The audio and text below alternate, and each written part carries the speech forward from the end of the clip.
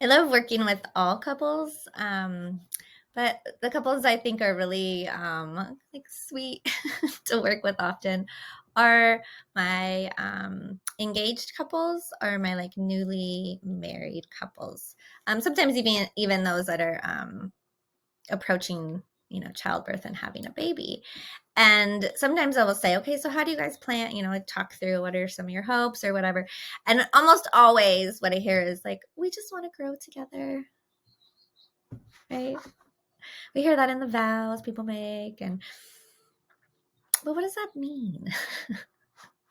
Because like we grow at different paces, and also our desire and our willingness to grow into a more like developed or aware person isn't for everybody, and often what growth means is change.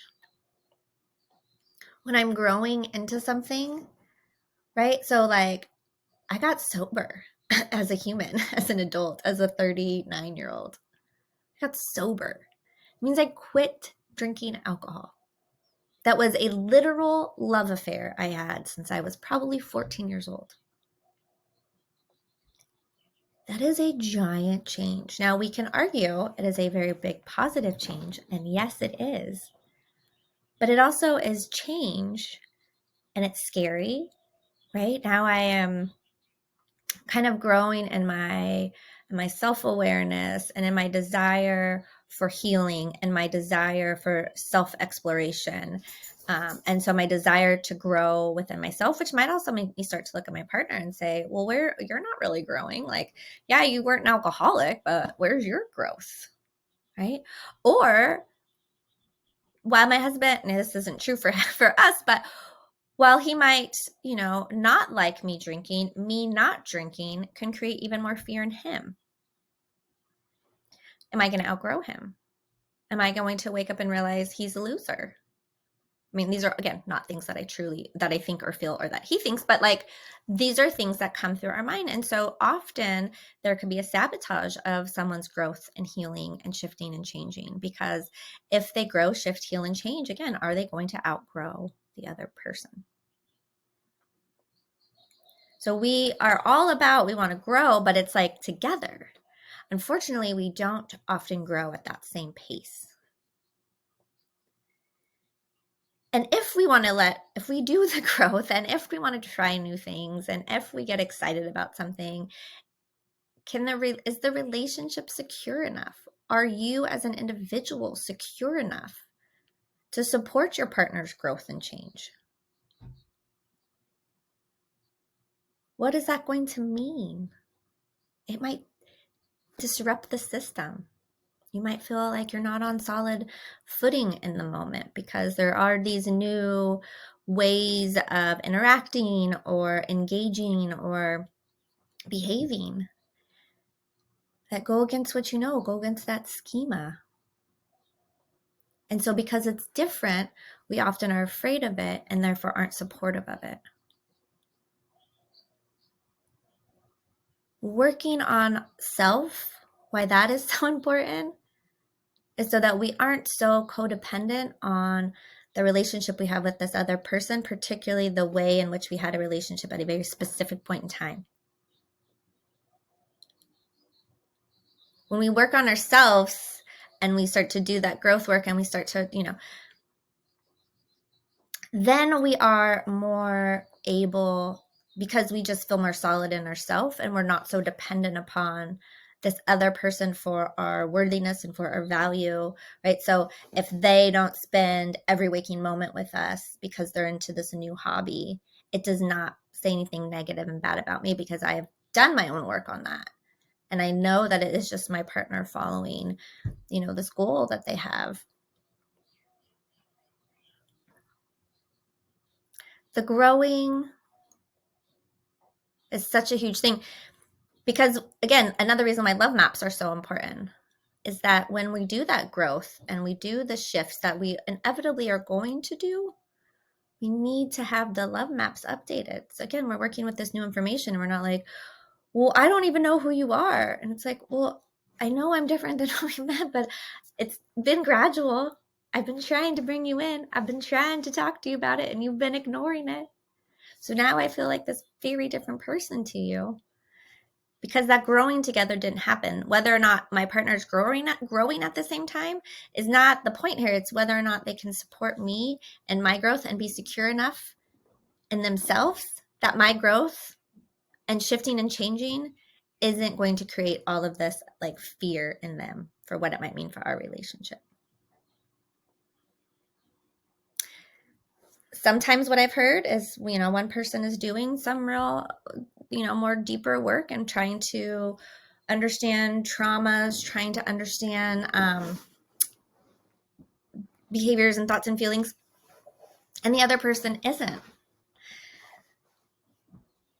What does that mean? That's a hard one.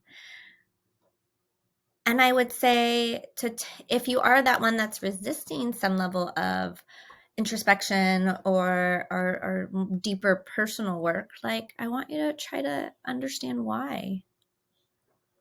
Like what might that fear be?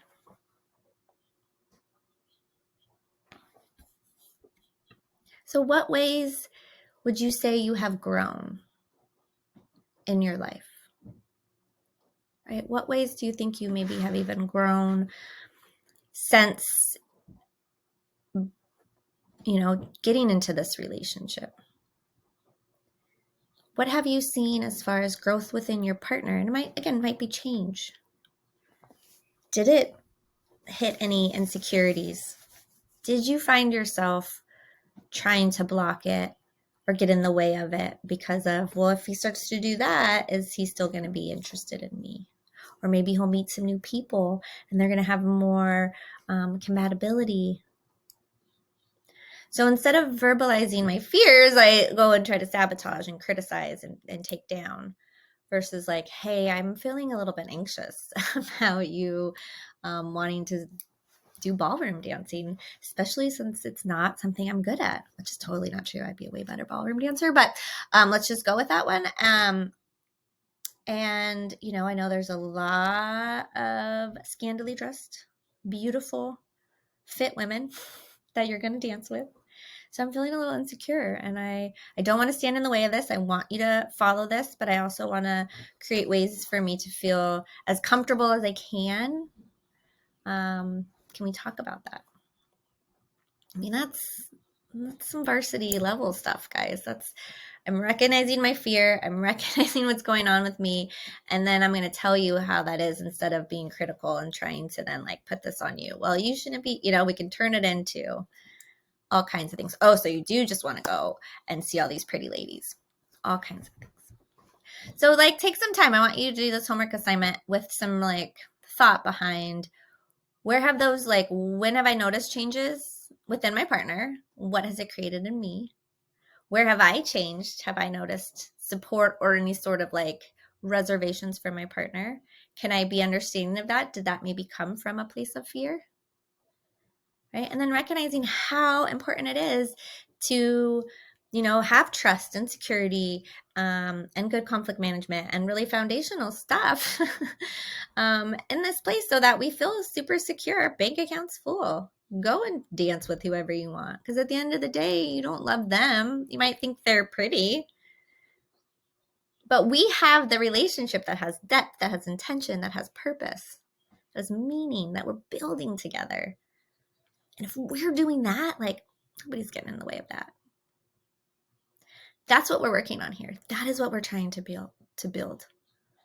A very intentional, purposeful life and a very intentional and purposeful relationship. Because often that's what we want to feel. We want to feel as though our life has purpose and meaning. And we want to feel like this relationship that we have, put a lot of time into has purpose and meaning. But it doesn't just get purpose and meaning. We make it have purpose and meaning. We create what that is for us, and it's different for everybody. That's what we're going to be spending our time on this module. Again, these are the ones I love so much. We don't spend a lot of time talking about often in therapy room because we tend to not get there. And these are hard ones. These are ones that we need to get through. We get through the conflict, we get through the compromise, and then these are the ones that we need to compromise on. That value system that we, oh, we're good people. When we start to see all those sugar cereal issues, we need to be able to manage our conflict really well.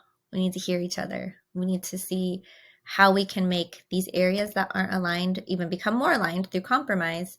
And then also be supportive and respectful of when they don't, right? So we'll talk about, different paths of like, and that's fine, but are we respectful of the different paths? And very often the answer to that is no. And we'll talk about that in the next lessons of how we can work to be more patient, tolerant, and respectful of our partner's different path to the same goal. All right, have fun.